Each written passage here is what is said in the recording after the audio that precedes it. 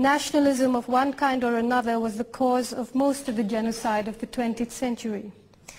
Flags are bits of colored cloth that governments use first to shrink wrap people's brains and then as ceremonial shrouds to bury the dead. Chile was not the only country in South America to be singled out for the US government's attentions. Guatemala, Costa Rica, Ecuador, Brazil, Peru, the Dominican Republic, Bolivia, Nicaragua, Honduras, Panama, El Salvador, Peru, Mexico, and Colombia. They've all been the playground for covert and overt operations by the CIA. Hundreds of thousands of Latin Americans have been killed, tortured, or have simply disappeared under the despotic regimes that were propped up in their countries. If this were not humiliation enough, the people of South America have had to bear the cross of being branded as people who are incapable of democracy, as if coups and massacres are somehow encrypted in their genes. This list does not, of course, include countries in Africa or Asia that suffered US military interventions: Vietnam, Korea, Indonesia, Laos, and Cambodia. For how many Septembers for decades together have millions of Asian people been bombed and burned and slaughtered? How many Septembers have gone by since August 1945, when hundreds of thousands of ordinary Japanese people were obliterated by the nuclear strikes in Hiroshima and Nagasaki?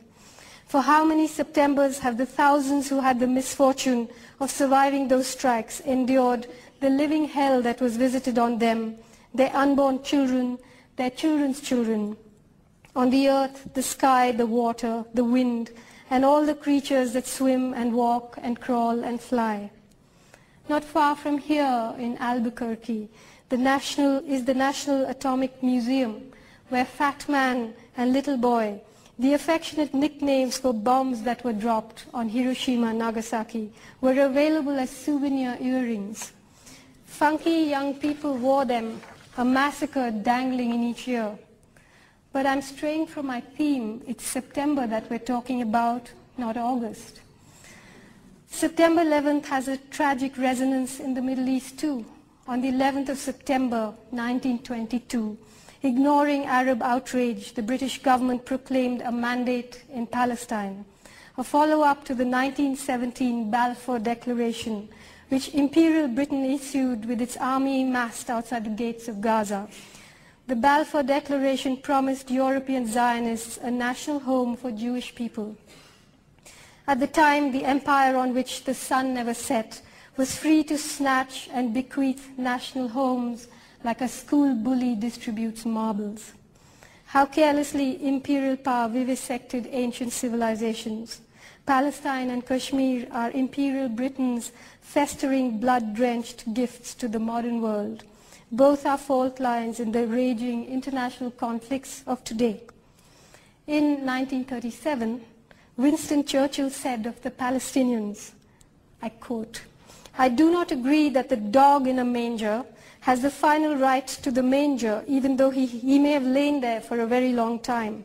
I do not admit that right. I do not admit, for instance, that a great wrong has been done to the Red Indians of America or the black people of Australia. I do not admit that a wrong has been done to these people by the fact that a stronger race, a higher grade race, a more worldly wise race, to put it that way, has come in and taken their place."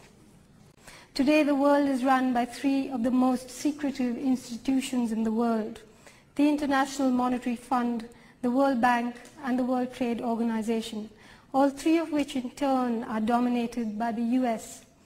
Their decisions are made in secret. The people who head them are appointed behind closed doors. Nobody really knows anything about them, their politics, their beliefs, their intentions. Nobody elected them.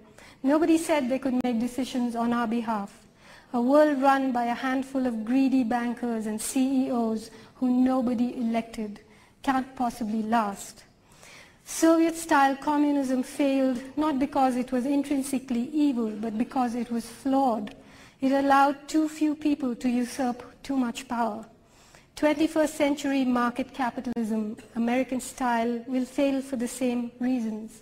Both are edifices constructed by the human intelligence, undone by human nature.